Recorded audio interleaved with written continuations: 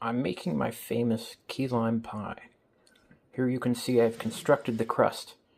It consists of like 1.5 packets of graham crackers. I used the brand name ones. And then 4 tablespoons of butter, a little bit of salt, and then I put in 1/4 cup of sugar, but you can use anything between like none and 1/4 cup. This is the first time I've tried 1/4 cup because I did 1/8 of a cup before, and that was like the best crust I've ever had. So I was like, maybe there's something about this sugar. Here's the pie crust after baking. Here you can see I separated 3 egg yolks from the whites. Gotta get the whites out of there. Okay, you add a can of sweetened condensed milk, and then you're gonna want to beat the shit out of it.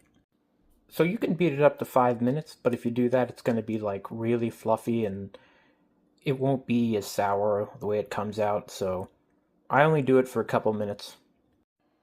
Then you add a teaspoon of vanilla, 1/4 cup of sour cream, that is actually pretty big, and then 3/4 of a cup of lime juice. I'm using Key West lime juice.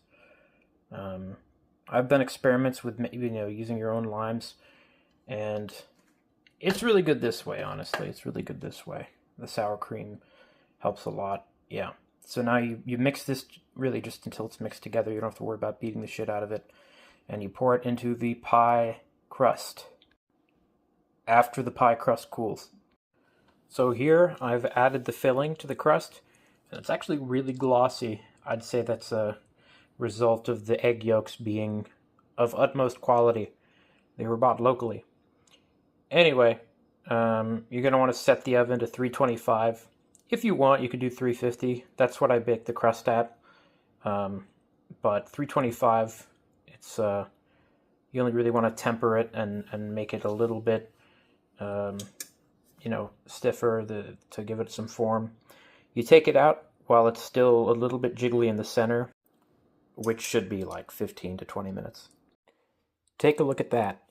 Just about the finished product. Took it out of the oven. It has the correct amount of jiggle. I'll demonstrate.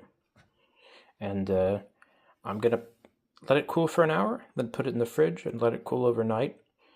At least 2 hours, they say. And honestly, it does taste a lot different, depending on whether it's chilled or not. And there's some annealing to go on, so that's important for the first time it chills. But yeah, this is one of my favorite desserts.